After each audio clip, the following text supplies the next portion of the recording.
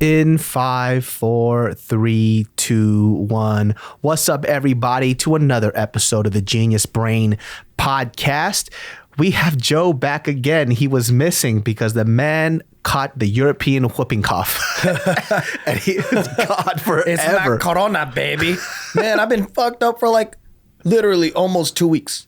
So long, dude. You were gone for a minute. Well, because I was dealing with a bacterial infection that I didn't even know I had. You know what people were commenting? They're like, I hope this fool didn't go out and eat pussy again. Like, no, you fuck faces.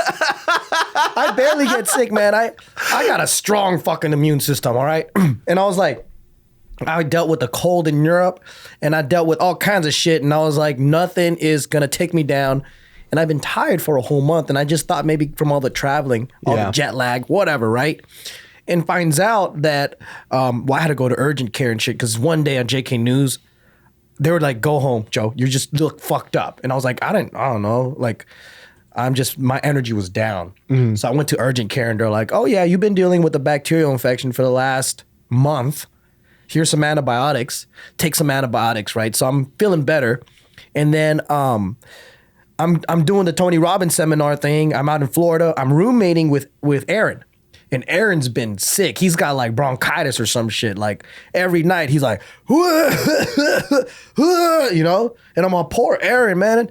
I'm like, I can't sleep. You know what? Let me just turn on some fucking white noise waterfall, some fucking dolphins and shit, you know? I'm listening to it.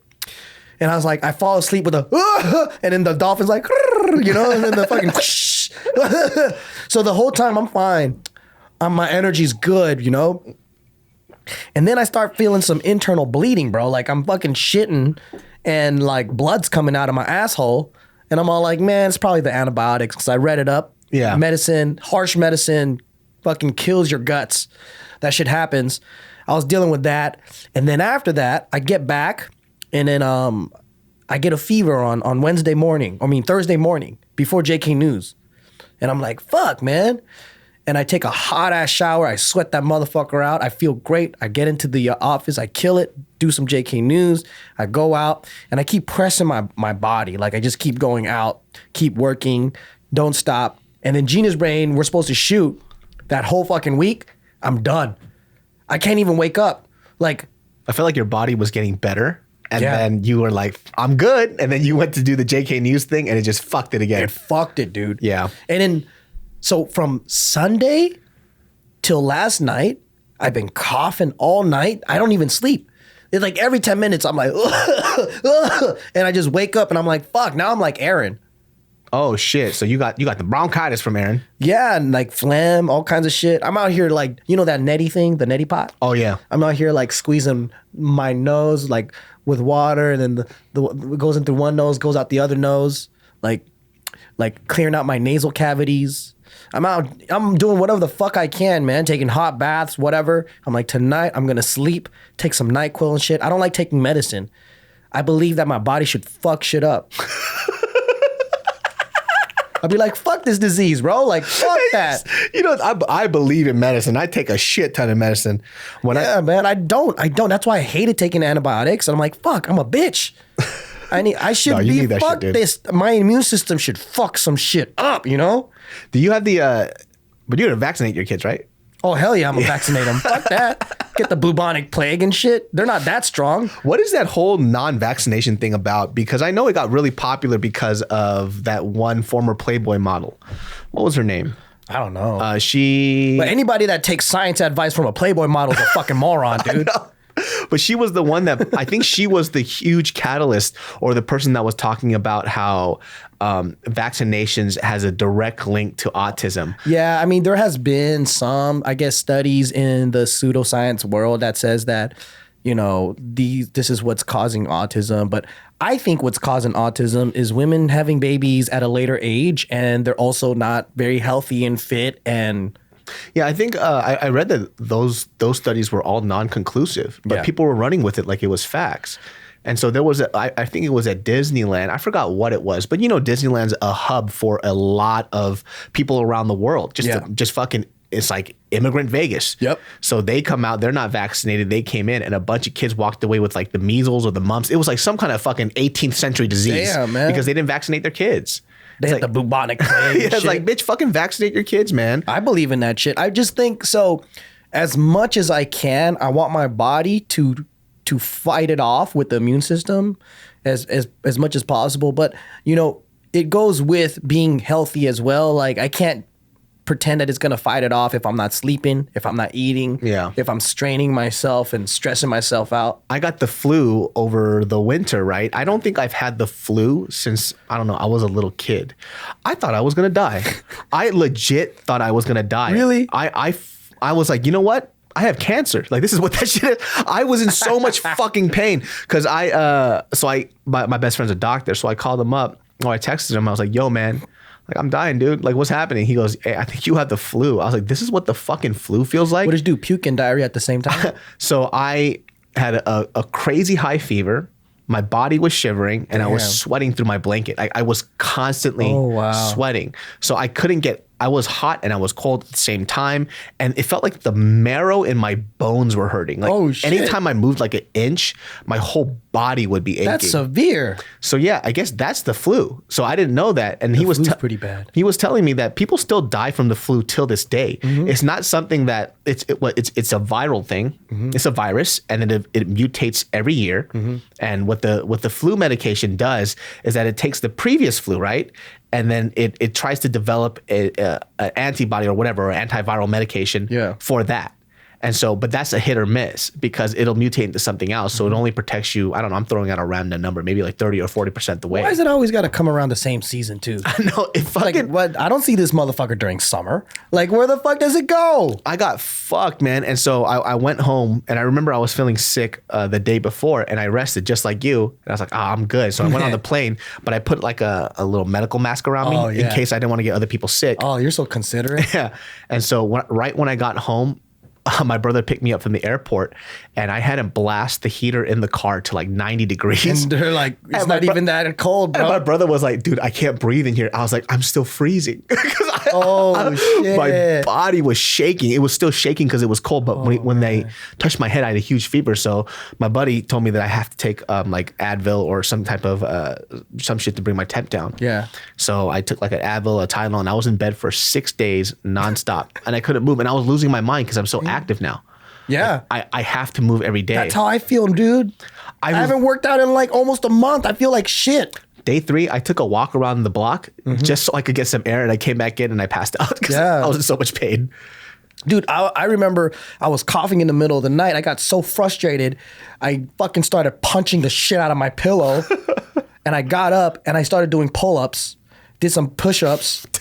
And I was like, fuck, man, I'm going to work out this fucking respiratory disease to death. Dude, when you stay active and you don't move, it feels like you're losing your fucking mind. I think I actually had like ADHD. I was just too fat. Like it just didn't allow me to move. And that's what Mariel says. She goes, I think you really did have you do have ADHD because now you're always fidgeting. You can't stop moving. Like if we're hanging outside after we have dinner and we're in the parking lot or something, move around and shit. I'm just moving around in circles. I'm like stepping back and forth, stepping back. Welcome to my world. Now I'm you, dude. I understand what it feels like when you're at a funeral and you can't sit still. Isn't it rough? I can't move. I don't fucking. Oh my God, man. I feel like I legit felt like I was like in an asylum. My body's just starts going like this. Like my fucking muscles like. I understand why you wanted to punch your pillow because that's what I felt like. Man, I just started punching the fuck out of my pillow. I was like, why can't I breathe, motherfucker? Shit was so hard, man. Like just sitting there and just doing nothing. But I found some of the coolest things for breathing. Like one is that neti pot thing. You know, I love that shit. You get all your mucus. Yeah, it goes one nose out the other nose. You know the Vicks nasal thing? You fucking put it in your nose and you breathe it and you get all this menthol up your nasal cavity. They have these little Vicks shower tabs. It's like these little like dissolvable pill. Like it's not a pill. It's like a big tab like that. And you put it in the shower and then the fucking water hits it and then all its vapor turned into steam. It's so nice. Fucking you were. See, he's still dying to this day. It's crazy, man. Like I don't like being sick. It's one of those things that I think when we do get sick, it's like a light cold or something, or we might get a cough here and there. But being like debilitated from being sick is something that doesn't happen to me. Fuck that. That's what I'm saying. I thought I was gonna die. I was like a little bitch. I still can't believe people die from the flu to this day. Man, I did fucking Theraflu and NyQuil at the same time. This was getting crossfaded on fucking cough syrup. I drank one. I was like, this shit ain't working. I had to get NyQuil. And then the funny thing is, I still refuse to go to the doctor. And everyone's telling me, go to the fucking doctor, Joe. They're just gonna give you some medicine. That's what I'm saying. What the fuck are they gonna do? They're gonna get the stethoscope and put it on my chest and shit and tell me to breathe, take my fucking temperature, maybe take a little blood. Yeah. Then what? Like if it's like common symptoms, they're gonna give me like antibiotics or something. I'm like, I just fucking took antibiotics. Yeah. But you feel better now. Shit. Yeah, man. I just cough too much. That's it. Yeah, you just have to rest up and sleep. Yeah, I'm not gonna go to the doctor. Fuck that. That's the craziest thing. Well, today, fellas, peoples, girls, we are going to do a genius suggestion. Like this is like one of those popping things that you just want to hear other people's problems, huh? To make you feel better about your shitty life. These are one of my favorite ones, man. I love it too, because we all have like crappy situations and shitty lives. So let's try to help each other out. And I like it when you guys give some advice too in the comments too. Like I think some of y'all got some gems, man. I read some of them. Yeah. Some of you are really fucking dumb, but there's a good like 90% that are really smart with their advice. There's also the fuck-faced trolls too that think that they want to take us down, but fuck you, motherfucker. Yeah, you ain't taking shit down. You can take down my nuts down your mouth, bitch. But I love the fans though. The GeniusBrain fans are like one of the best ones out Hell there. Like yeah. straight up. They're very involved. That's what I like about them is like they're involved in helping, each other and all that shit. I read the comments and it's like there's a lot of intelligent fans out there. I love it. So this is actually on the Patreon, Patreon people always get first dibs. If you guys write down the issue that you want us to help you with or suggest or just, have people listen to your problems, be specific about the situation. And this girl is very specific because she wrote a whole anthology. Well, she like, my pussy don't get wet enough. I use spit. I use everything. No. This podcast is brought to you by Fiverr, baby. Let's talk about finding freelance talent for your business or project. Finding the right freelancer can be time-consuming, frustrating, and expensive because, look, you got to know where to find the talent, how much it's going to cost, and who knows, how are they going to deliver it? Well, thanks to Fiverr, finding the right freelancer doesn't have to be a struggle. Look, Fiverr's marketplace helps you get more done with less. It connects you to businesses with freelancers who offer hundreds of digital services, including graphic design, copywriting, web programming, film editing, and a whole bunch more. There's a lot of quality talent on there that you can count on. I've used Fiverr personally for a lot of my album covers whenever I do music, and the people that I find deliver great. All the stuff that they will deliver, how they're going to deliver it, and the time is on there. So you can best believe that you keep people accountable on their deliverables. And they have ratings on there too. So you can see how dope they are. Take 5 and check out Fiverr.com and you will receive 10% off your first order by using my code BRAIN. It's so easy. Don't waste any more time and get the service you deserve by going to Fiverr.com, code BRAIN. Fiverr, it starts here. Here we have Christina. She is a $50 lifetime pledge. Shout out to you. Wow. I love you very much. If I was single, I'd probably date you, girl. You know what's up? Ha, ha, ha, ha. Because you got money. That's you got that spare money. Thank you for supporting DavidSoComedy and the GeniusBrain. What is it about women with money that's such a turn on? Like I don't even want them to pay for me. I just like the fact that they have money and they earn money. I know what you mean, man. Like I said, remember I told you about that story about my buddy Edric who dated that girl that was a gajillionaire? Yeah. And he was like, nah, fuck it. And she had big old titties. Wow. He fucked up, dude. She was kind of titties cute. And money? She was cute and she was super sweet. I like a woman that knows that she can pay for her own plane ticket even though I'm going to fucking buy it anyway. Yeah. Because I like to give. But the fact that I know she could pay for that shit. I like that. I like it too. That's my shit. So Christina, this one's great. I love this one. How do I find a support system? Oh, this is the good one right here. And she's going into a personal story. So I've been struggling with making friends ever since graduating from college. I'm almost 30. I still don't have someone I can call a friend. Damn. I've tried apps, Bumble, Bumble BFF, Meetup, We3, Patook, damn bitch. Fuck, God damn. Can't make friends, huh? You made a lot of, okay, or Hey Vina, etc. Volunteering and hobbies, but I haven't had any luck. Anyone who shares a hobby with me lives either in another state or another country. I realized the number one way for people to socialize as an adult is drinking, but I don't drink alcohol, smoke weed, or do drugs. Neither do we. Well, I drink, not that much though. I'm a social drinker. But we know how to make friends. The people at my work are cliquey, and it feels like high school. From my past experiences, church hasn't been a good option. Family isn't an option since they only support me when they benefit from my actions. Oh, she black too. You ain't got Asian parents? That's tight. We relate.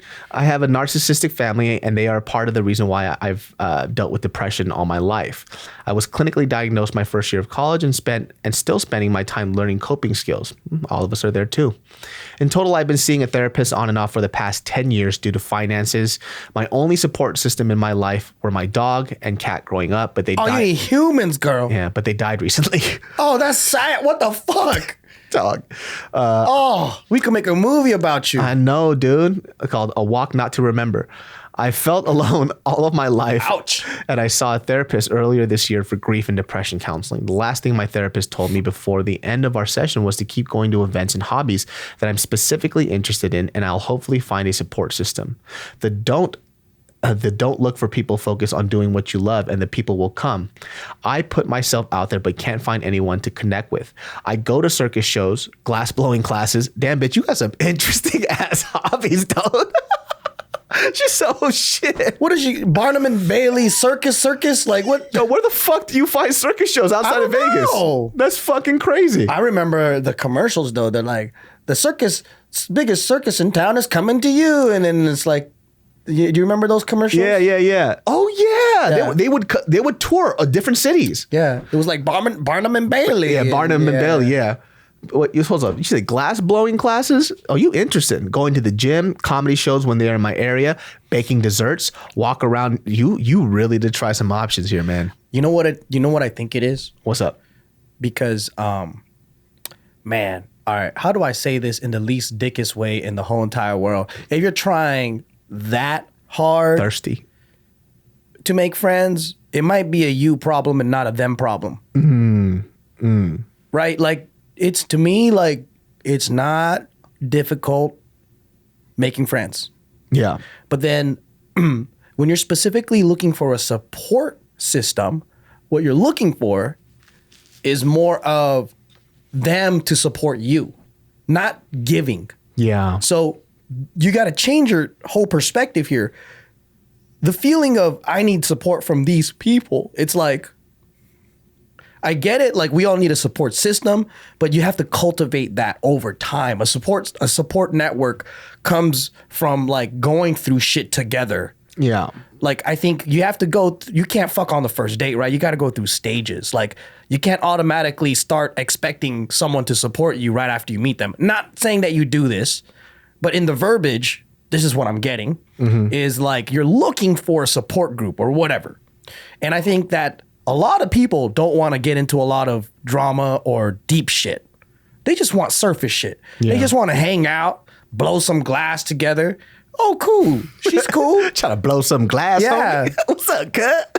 Blow some glass for like 10 sessions. I know, smoking broken windows, then man. Go fucking grab some beer or whatever. And then talk about your favorite pets. Yeah, I really wonder if that's how it is in your case, right? Because, you know, Joe and I actually talked about this in our interpersonal relationships, where we talk about people who really, they fuck on the first date. Not literally, right? It's more like I think girls do this a lot. Guys are very pessimistic in this kind of case, but I think girls do this a lot, where you guys have seen this on Instagram or some shit, which is actually a reflection of their life that I see a lot. They meet this girl, they have a hobby in mind, right? They go, oh shit, you do that? I do that too. What's up? Then a couple of weeks later, yo, besties. And they start, you know, they're drinking margaritas together.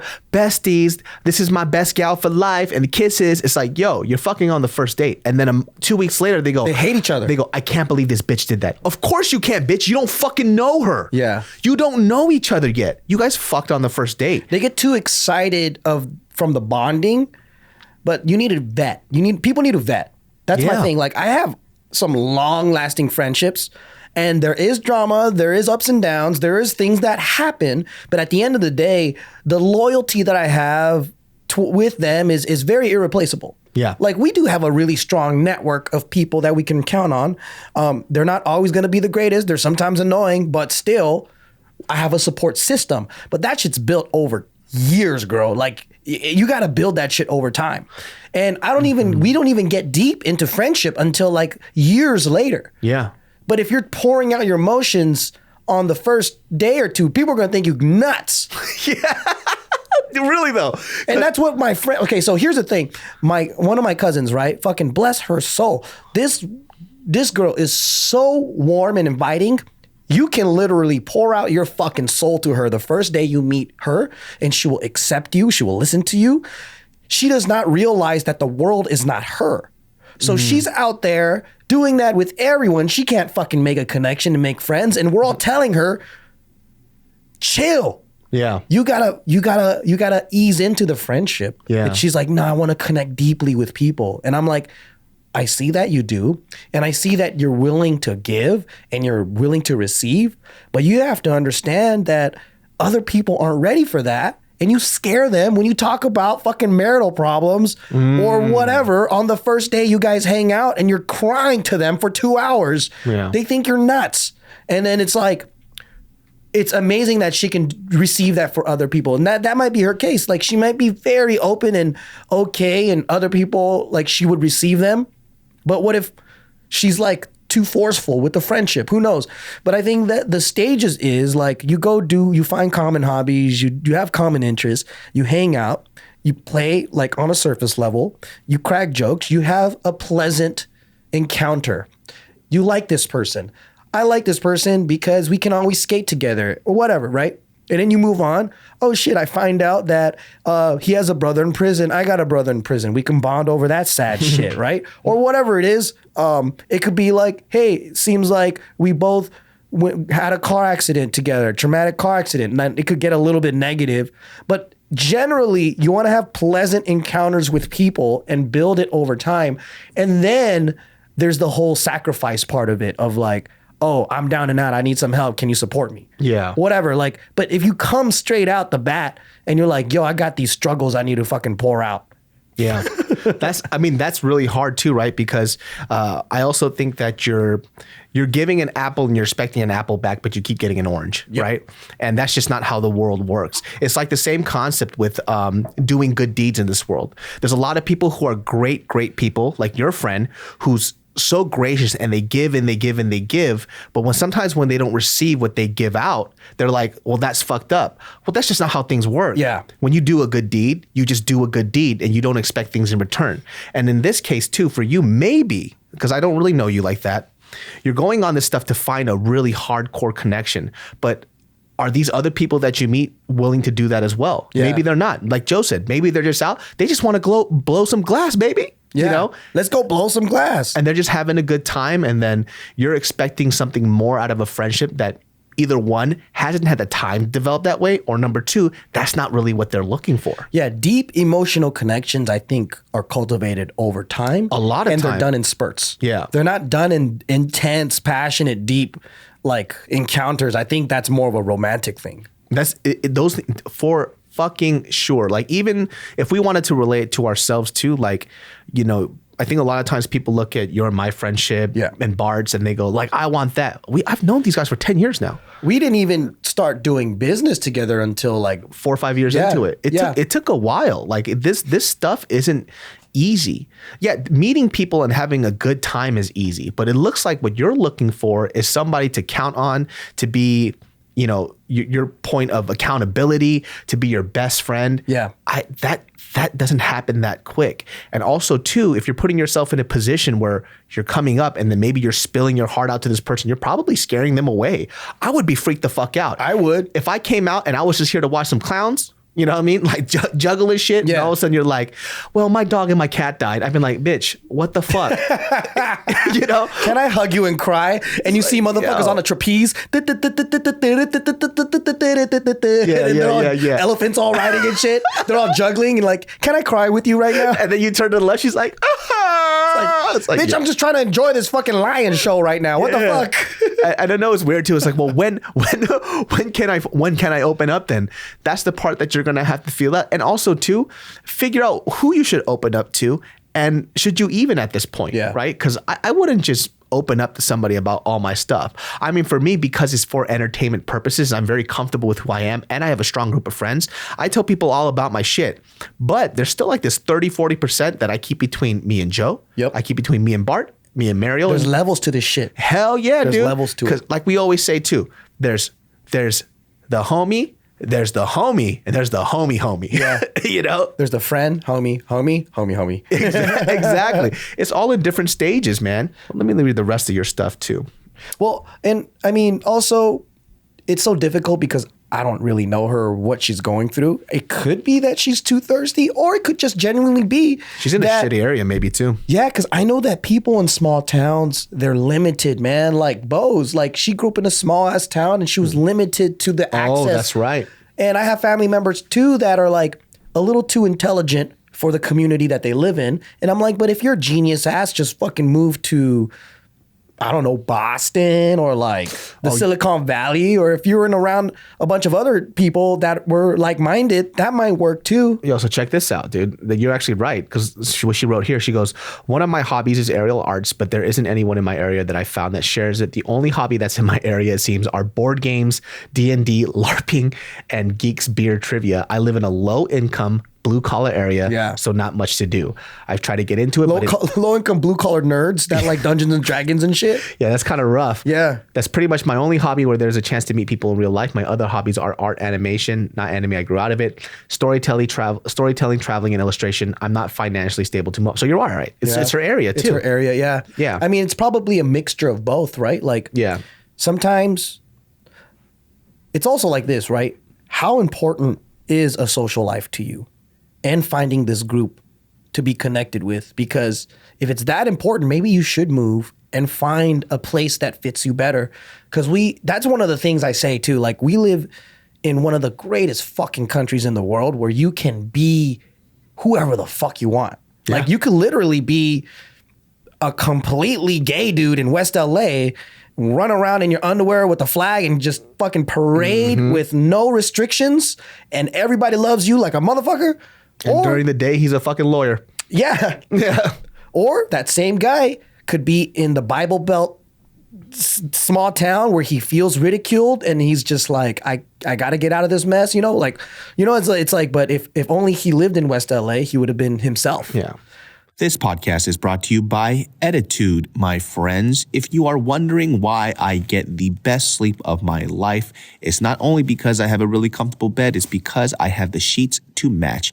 And my Attitude sheets are amazing. I wake up feeling great because I only want to caress my beautiful, supple Korean skin with these lovely sheets. It has been the best investment that I have ever invested into my sleep. Yes, my friends, Attitude sheets have a couple of things about why I love them so much. Number one, as I mentioned, the comfort. Attitude is feathery soft, super, super silky. I'm talking about, it feels like I'm being caressed by 1,000 baby kittens all at once. Yes, I love them. They're cooling. Organic clean bamboo is what they're made out of, and it's extremely breathable. It regulates your temperature to improve your quality of sleep if you did not know already. So why not try Attitude? These amazing sheets have a 30-day risk-free trial, and if you're not fully satisfied, you can return your sheets for a full refund. They even cover shipping on returns. Attitude sheets, they're soft as silk, breathable as linen, but at the price of cotton. You're going to love them. And when you support our sponsors, you support our show. And right now, my listeners will get 20% off their sheet set and free shipping. Just text BRAIN to 64-000. The only way to get 20% off your set of Attitude sheets and free shipping is to text BRAIN to 64-000. That's BRAIN to 64-000. I would like to say this too for her, because she says that she doesn't feel financially stable to move. I think that's a lot of people when there's this huge leap that they have to take, right? It's hard. It's hard because it seems at a point right now where you have tried so many different options to make this situation work. And there is no guarantee that if you move into a different place that you'll be able to find a new connection with different people that have your interest. That's a very, very scary and brave thing to do because you're right. There is no guarantee that if you leave from this point, you go somewhere else, you might find that you're now in a worse financial situation and you still haven't been able to find or connect to anybody else. Which, by the way, if you come to LA, a lot of people have that happen to them because they have this certain idea of what LA is and what they want from it. And when they come here, they go, oh shit, I'm actually kind of lonely out here. Yeah. A lot of people in this city are very, very lonely. Because they're too busy trying to be famous. Exactly. So for you, if you want to be out of your situation, and I know that I don't know what your financial situation is, but if I were to put myself, and the reason why I feel like I'm okay saying this is because I grew up fucking dirt poor. I grew up dirt ass poor. My parents were fucking dirt poor too. We went up from being fucking dirt poor to being a decent middle class, right? Like lower middle class, really lower middle class. And in order for me to move to this city, I had to work 3 jobs. I saved up a shit ton of stuff and I cut out a lot of my interpersonal relationships. You made a big leap of faith. Yeah. I had $500 in my fucking bank account when I came to LA. So, a lot of things do seem impossible because it's very daunting. But if it's something that you really need and that you really want, you can do it. And there is a high chance of failure. But I think that when you say you're financially unstable, I do believe you because so was I. But if it's killing you and you've tried out all your options, what do you have to lose by trying to move out somewhere else? Yeah, if you're already broke, what's the difference? Now you'll be broke with dope friends. Yeah. It's like you're either broken alone or you move to a different place and you're broke, but now you found cool friends. Yeah, and it's a hard situation to be in, especially for a lot of us too, when we're trying to kind of like pick up our pieces. It's hard.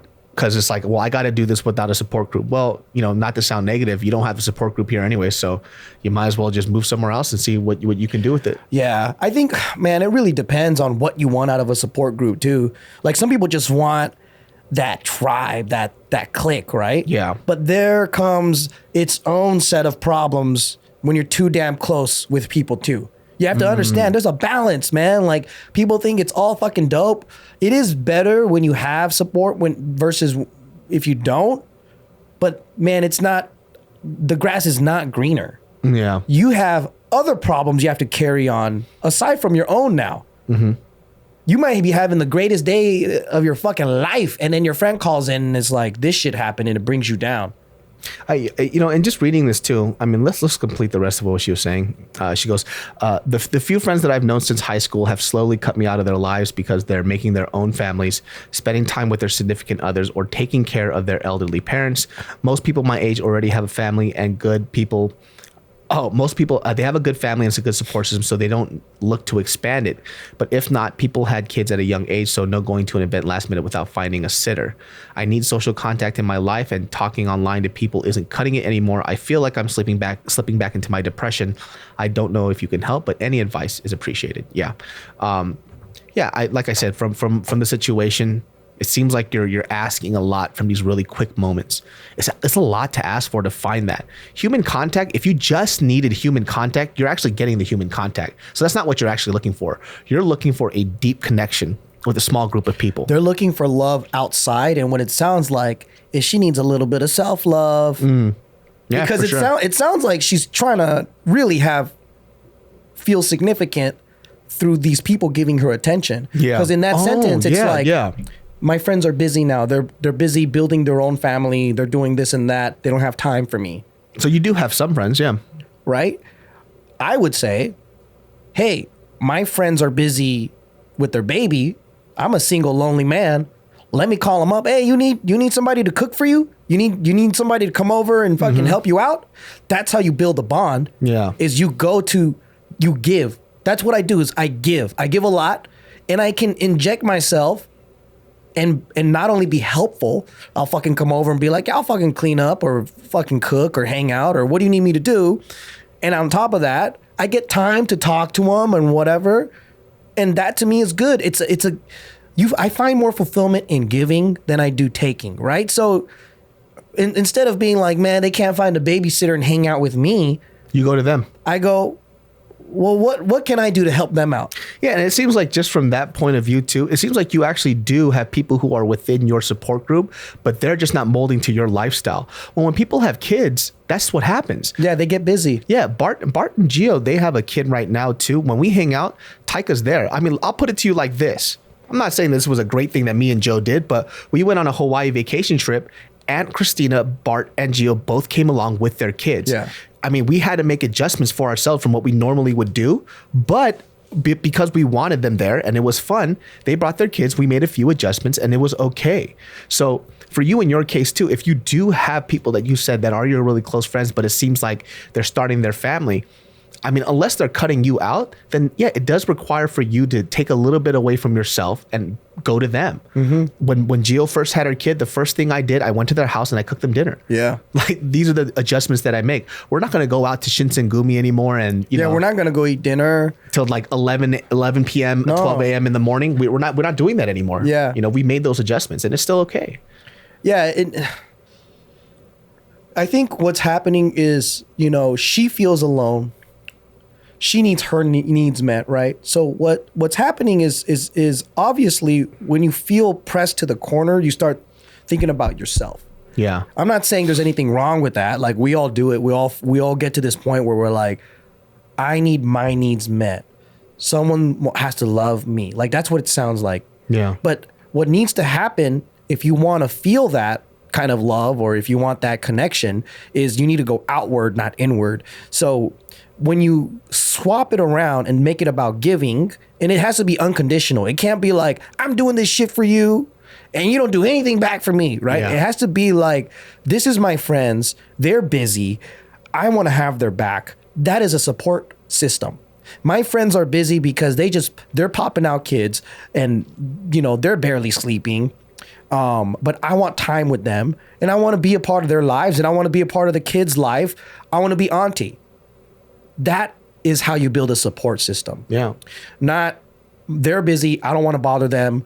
Let me do my own thing. They can't come party with me, whatever. Yeah. And by the way, too, you're 30, I'm 31. I'm only a year older than you. So all my friends now, I think half of them have kids. Yeah. So, but we still adjust to their lifestyle to maintain the friendship. yeah. And it was never a problem. I never felt like they weren't there for me. No. You know, we just had to make adjustments. They just have time. They can be there for me when it not works for them because they have this little human they have to take care of. Yeah, and mine and Bart's relationship changed dramatically after Taika and everything because we just don't have that time to just chill anymore. Mm-hmm. But I don't take that personal. I just see it as an evolution of our dynamic. It's a new chapter. It's a new chapter, right? And you know, if I had a kid at the same time, I probably would be able to bond with him more or whatnot. But it's just a different chapter. We're gonna take a break. Maybe I'll come back, or I'll hang out when I can. But it's a different dynamic. It's just completely different. Yeah. So I mean, it seems like your problem can be helped with a little bit of a shift in perspective and understanding what you really want out of these interpersonal relationships. And we're doing our best to help understand your situation. You did a great job in writing that stuff out. But yeah, let's see if you do have those really good friends in your life. And maybe in your case, it takes a little bit of a perspective flip to say like, hey, these relationships are different now and now it's evolved differently. Or we could say this where maybe you're expecting too much out of these new connections, like the connections that you had with the people that had kids prior to their children. But remember, when you had those friends since you were younger, that took time to develop. Yeah. And now you're expecting that same type of support and understanding from these new people, and you're not going to get it from them. It's just not going to happen. And then the friends that she's probably cultivated over time that are starting their families, that are in that stage, it would be such a waste to throw away that connection. Like she does. It sounds like she does have friends. Because originally it sounded like she had no fucking friends. Yeah. And she's going to glass blowing class. What do you think you want to say, glass blow? Like some fucking blowing some pipes. Yeah. She has a bunch of hippie ass people, like some stoners. She's like, fuck, man. Have I stooped to this level where I'm trying to make a best friend out of a glass blowing class? What the fuck, man? She's like looking back. She's like, yo, what the fuck am I doing, man? I'm over here LARPing with these motherfuckers. Like fucking fireball, shield. But what in reality, she does have friends. Yeah, they're there. They're there. You just, I think. Maybe you want more. Right. And I think it's all about the cultivating of friends. Like, for example, when I realized that the stages will be different between some of me and my like friends like Ant or like Bart or whatever, their availability or whatever, then I just started cultivating my relationship with like David or like my buddy Alex or like someone who was at my stage, who has the time to go, let's go grab some dinner or whatever. And you can, it's not like cheating on friends or anything like that. I just think there's different stages. Let me summarize this, right? First, you have an acquaintance. An acquaintance is someone you meet, you kind of like each other, or you know of them and they're cool, right? And you might have a common interest. And a lot of people tend to just like each other's personality, presence, they make you laugh, whatever it is. Let's go grab some drinks and talk. And you just fucking talk about life or talk about other people or whatever it is you do. And you enjoy someone's company, right? That's the first stage. And then, or the second stage becomes friendship. And that's when you're frequently doing that. And you might see them once a week, once every other week, whatever. And you start getting closer to their proxemics, right? And then you might hang out with them like every other day or even, every day or whatever. That's when you start getting into that zone of like a good homie or like a good friend, like a best friend or whatever. And over time, you have to go through these stages. If you can't get past the first stage, there's something going on. I don't know what it is. But for me, if I don't pass that first stage with someone from acquaintance or like he's a classmate or she's a part of my glass blowing class and I got her number or whatever. And if I can't pass that stage of like hanging out with them and enjoying their company and feeling comfortable, I think that's the key word, comfortable around them, then it's either that it didn't match or they don't like me or I don't, whatever it is, it's just not a connection. Yeah. So connections can't be forced. You just got to naturally relax into it, be yourself, enjoy their company, and then take it to the next stage. But usually these things take months and years to build. Yeah. It doesn't happen overnight. Yeah. I think it happens when you're younger overnight because you ain't doing shit. Like when you're in high school or college, you ain't really doing shit. You're just your job is to make friends. You go to school, fucking study, you're talking to people in class, you have a best friend because you hang out with them every fucking day. After school, you go hang out every day. That's why some people, they make friends in high school and they become lifelong friends. Yeah. Because you have so many hours together. And then in college, same shit. Like you have a lot of time. Aside from studying, you have a lot of time to just sit down and do jack fucking shit. Yeah. And then it gets harder the older you get because you don't have time. You have families that you're building or whatever, but it's still possible. It's not impossible. You just got to get better at social skills and like connecting quicker. Yeah. And I know that you wrote that you're dealing with your depression. And I think that your depression might be hanging on the fact that you really, really want to make this social connection and you really think that that's going to fix that. And I don't think that's what's going to happen. Nope. Like it's just not. You got to love yourself first and foremost. Because if you're constantly seeking validation and acceptance and love from other people, it's like chasing an Instagram like. Mm-hmm. It's never enough. Yeah. Well, shout outs to the Genius Brain. I hope that really does help you out. Like I said, this isn't advice. These are just suggestions. So, Christina, hope that helped you out. Shout outs to the glass blowing and stuff. You know what I'm saying? Like, appreciate that. The circus stuff is pretty fun. No, the circus stuff, the Barnum and Bailey shit. But yeah, that was really great, man. I hope it helps you out, Christina. Well, guys, that wraps up this episode. Oh, that was fast. That was fast, man. People keep saying they want longer episodes for these. Yeah, but we knocked that bad boy out, son. But that wraps up this episode for the Genius Suggestion.